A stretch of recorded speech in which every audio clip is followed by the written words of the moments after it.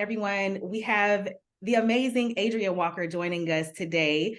Adrienne is an actor and vocalist who is from Jonesboro, Georgia, and currently resides in New York. And yes, so what was that transition like, first of all, going from Georgia to New York? That's a huge dream in and of itself, just to make it to New York. Yeah, I was afraid of New York. I had been avoiding it for years. So as you said, I'm a Georgia girl. I'm from Jonesboro. It is not a big town. It's on the outskirts of Atlanta, but it's not a city. It's more of a suburb. So when I graduated from Spelman, I took a year off and then I went to Chicago first. And that was a good in-between city. If you're going to go from Atlanta to New York, that's a lot. But if you go from Chicago to New York, then it's baby steps. And so it wasn't so overwhelming that second time I moved to another big city. But when I moved to Chicago initially, it was so overwhelming. I was homesick for the first time ever. I didn't know I could be homesick. Right. And the weather was an adjustment. So when I moved to New York, the main thing I really needed to adjust to was the schedule, was just the rigorous schedule of 8 shows a week and it just being a machine and never ending. And New York has a different type of flavor and culture than Chicago. Everyone is really out for self. You have your little pockets of community, but unless you've already formed that, it's really hard to get in. Whereas Chicago, I feel, does have a sense of community. You can make friends pretty quickly. It was harder for me to make friends in New York. And it might have been because I was over 30 too. So, but yeah, that was the long version of that answer. Oh, absolutely. So you started out planning to go into opera. You were planning to be an opera singer, which is just fantastic and fabulous in and of itself. And so going from opera to Broadway and then Broadway to acting, I want to talk a little bit about those steps that you took along the way. And I think I want to start with Broadway because that's the biggest thing one of the biggest things I know so far that has been a highlight in your career. You were Nala on Broadway. I mean, you made it to New York. That's one huge step, but you made it as a leading role in a legendary, iconic play on Broadway in New York City. So tell me about the day that you found out about the role for Nala. Okay. So I auditioned for it while I hadn't moved to New York yet. So I was still a Chicago resident, but I was on tour for Dirty Dancing, the classical story on stage. And so while on tour, I got a call from my agent that The Lion King was looking for a Nala replacement. And so I was like, oh my gosh, okay. For me, it would have just been a dream just to be in the show. You know what I mean? Right. So I wasn't expecting even the opportunity to audition for a principal role. So I sent in a tape and then I got a call back and they gave me some feedback. They were like, hey, Adrienne, we need you to do this, this, and this. And I was like, okay, you got it, whatever you need, And I flew in from tour and that was a little hectic. I had to fly overnight, but I flew in from the tour, walked into my audition like off the plane and did the first round of auditions. And then they called me back later that afternoon, and I'll never forget this. I didn't have a lot of shoe wear on tour, so I just wore what I had. And they were these character shoes, and they weren't the right color. Now there's more colors for Black women, but at that time, nude was just beige. And so I had these beige pumps that were character shoes, and they went with my dress, so I brought them. And the casting director pulled me aside and he was like, are those character shoes? And I was like, yes. And he was like, and I was like, should I not have worn these? And he was like, no, they just make you look really green. And I was like, oh, okay. He was like, don't go buy any shoes, but I'm just telling you. And I was like, okay. Well, I had 2 hours before the next audition. I went right down to DSW because it's New York. You can buy some shoes. Right. Anyway. Went right down the street to DSW, bought myself a new pair of pumps, and walked into that second call. And I saw him just clock it and give me a look, but I was like, look, I want this. I'm putting my best foot forward. Yes, literally. I'm going to take it. Right. Literally my best foot. So I did that round, and then they said, okay, Adrienne, I want you to come back tomorrow for the movement call. And this was news to me. I did not know that there was a movement call or what it was, because I had seen The Lion King maybe about 6 or 7 years before that audition, but I didn't remember Nala's track. I didn't remember what she did in the show. And so I was like, okay, movement call. Okay, I'm glad I'm here for 2 days. So I show up to this movement call. Mind you, I was late because I took the train in the wrong direction from Brooklyn, but I made it. And they didn't start without me, thank God. So we learned the choreography and it was intense. It was Sherry. It was so physical. There were jumps and leaps and sprints. And I am used to keeping both of my feet planted on the ground. You know, I come from an opera background. You don't fly in the air, you know, you don't do all of that. So I was stressed. Everyone was sweating. And they let, I think there were 6 of us in that dance call and they let 4 go. So it was just me and one other actor. And then we started doing some movement, what they call Balinese and Javanese movement that's in the show. We started working with that. And then they pulled out the Nala head, one of the Nala head pieces. And we put that on. And I just couldn't believe that like I was touching this iconic piece from the show. Like that, it was such a positive experience. Mm-hmm. So we finished the audition. They said thank you to both of us. I think I had been there for like 5 hours or something. It felt like that. But now looking back, I'm not quite sure about the timetable, but it felt like a very long time. And I beelined it to JFK to catch my flight back on tour.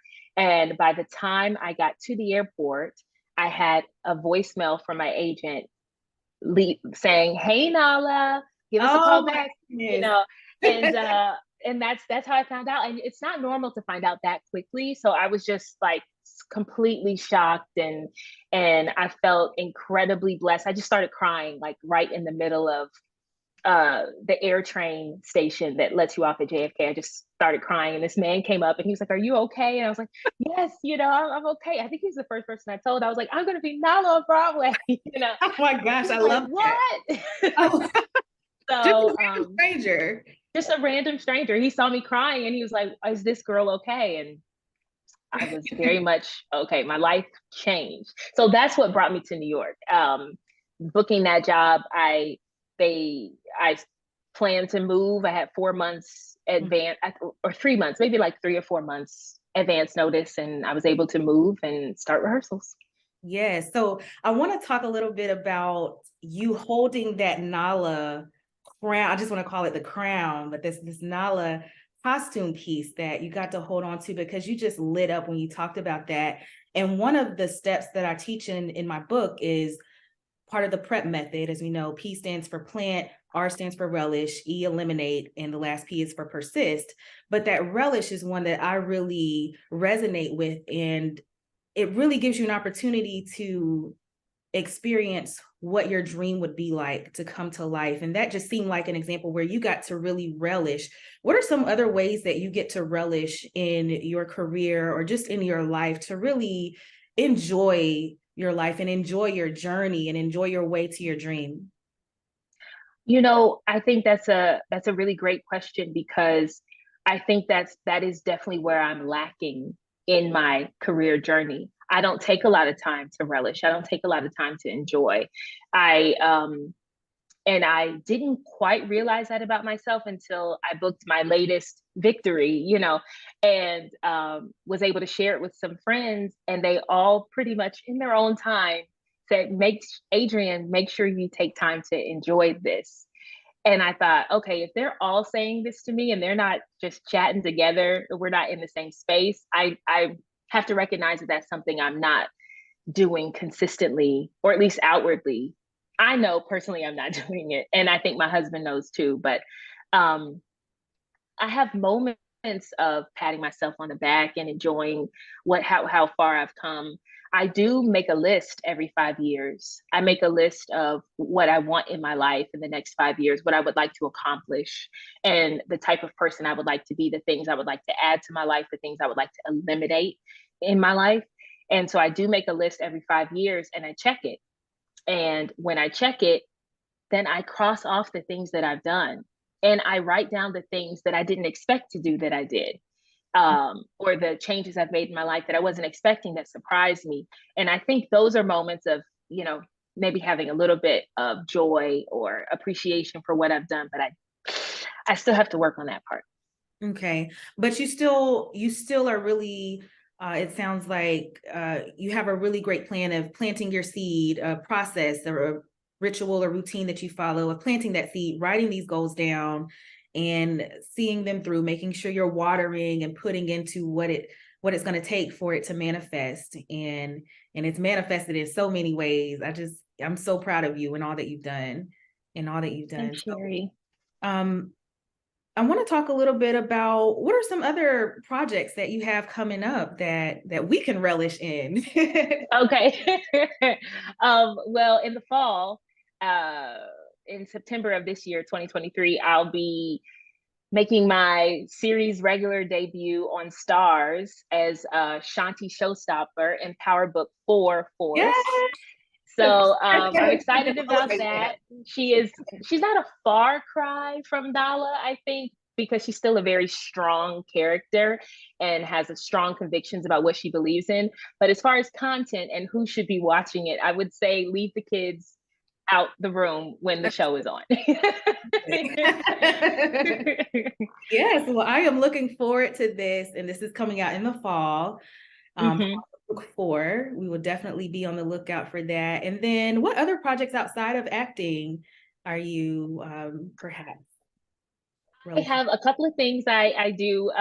Over the pandemic, I started a blog slash advice channel. Actually, on your advice, I made it a YouTube channel, but it's called 32 Bar Cut. And my husband joined me like a few months after because he was like, hold on, I want to get into this too. But basically, we chat about musical theater, we chat about auditions, and then we offer advice. We share our personal stories because I had such an unconventional journey getting to Broadway, getting even into TV and film. Everything was just like a different route. And what we've learned is that there's a lot of young actors or older actors that are still trying to figure it out and feel like they can't make it because they didn't go to musical theater programs or they don't have connections. And that's just not true. I didn't go to a musical theater program. My husband didn't either. And he is now playing Key One in Some Like It Hot on Broadway. And, I've had a couple Broadway credits. And so it's possible. And so that's what we do on 32 Bar Cut. And then my other project is just a kind of like something to keep me from obsessing about all my auditions and obsessing about everything to do with my career. And so I make organic skincare, and mostly it's soaps and whipped butters, balms, oils, and I sell them on Etsy, and it's called Timbo Spa. Timbo Spa. Could you spell that Yes, for me? Tembo Spa, Okay. and that is elephant in Swahili. And I love elephants, but I didn't want to call it Elephant Spa, so Timbo Spa is the name. And that was actually Austin, my husband's suggestion. He was like, "Why don't you call it Timbo?" And I was like, "Oh, I like that." So Yeah, I like that too. All right. So Timbo Spa yes. on Etsy. Let's go all check it out and support. I know a lot of us like to luxuriate and relish with the bath bombs and with the butters and all of that. So I'm looking forward to that myself. All right. So you've made it to Broadway. You made it as Nala in The Lion King, and you're just living your dream in New York. So in 2020, as we all know, COVID comes and shuts the world down. So could you talk to us about how that felt? You're on scene, on set, or in New York. You've achieved your dream. You planted that seed. You accomplished what it was you want to accomplish it, and you have it right there in your hands. And then all of a sudden, it's shut down. It's taken away. Mm-hmm. So what was that like, and how did you navigate during that time? I think that's a great question because there was so much fear during that time. And full transparency, when everything shut down that first day on March 12th or 13th, I think it was, I just was ready for a break. I had been working so consistently that I needed a break. And so I welcomed it. I didn't know it was going to be a 19-month break, mind you, but I welcomed a month off, or maybe we'll have a couple of months off. Mm-hmm. But as it progressed, I thought, okay, I've got to do something with myself because I have been so busy for the past few years, I don't really do well with nothing to do. I don't do well with being idle. And so that's partly why I started 32 Bar Cut. But I will say that I never thought that Broadway wasn't going to return. And I also never thought that when it did, that I wouldn't be welcomed back. I had faith that everything would work out the way that it was meant to work out. I had faith that my job would be secure and that I would do more work. And I was just kind of hustling throughout it too. Like 32 Bar Cut kept me busy, but as far as making money, I started hand modeling. And I hand modeled throughout random jobs. It didn't pay as much as I wanted because it wasn't always, you know, a union gig. Sometimes it was print stuff, which wasn't under SAG-AFTRA. But because of that hustle of doing the hand modeling and because of 32 Bar Cut, they were completely connected. A friend of mine said, hey, I have a director friend who is looking for a hand model for a McDonald's commercial. Can you help her out? And I was like, absolutely. I get there. Her daughter watches 32 Bar Cut. So after the hand modeling gig, she was like, Adrienne, I'm going to get your face on this McDonald's commercial. I'm going to get your face on one. And a couple months later, she looked me up and got me in my face and not just my hands in a McDonald's commercial, all because of this small little world of connection, but also just planting seeds. You just don't know, you just don't know. You never know. You just have to keep going. You never know. Yeah. Well, we thank you for having that faith. I think that's really the fertilizer, so to speak, whenever we plant that seed, is really believing in what it is that you have planted and the dream that you have in your heart. So we're just glad that we have you, along with many others who have nurtured that dream, and you serve as a role model for so many to know that they can go on and that they can follow in your path or follow whatever their dreams are. Well, thanks, Sherry. I'm sure you serve as a role model too. Look at you. Look at you. Oh my gosh. I'm so grateful to you for having me on to do this. Really, I am. I am completely and utterly flattered. And so anytime you need me to do anything like this and come on and chat with you, I'm welcome. I welcome it always. That means the world to me. Don't tell me that, because I'll be calling you. I know you have a busy schedule or whatnot, but we really appreciate you taking the time out. Is there any way that we can keep in touch with you for those who want to kind of follow your journey or just kind of see what you have coming up next? Yeah. I have an Instagram account. You can follow me or check me out at A Song Is in My Heart on Instagram. I have tried changing that name to something smaller, but they just won't let me. So it is a mouthful. So yeah, you can follow me at A Song Is in My Heart. I also have a Twitter account, but I never post anything. So it would just be for nothing. But yeah, and you can, if you're into musical theater or you just want to hear me and my husband chit chat about the business, you can also give us a watch on 32 Bar Cut on YouTube or also on Instagram. All right. And I'll be sure to link those as well for our viewers. And again, everyone, just thank you. Thank you, Adrienne, for sharing this time with us. And we look forward to what you have next. Yay!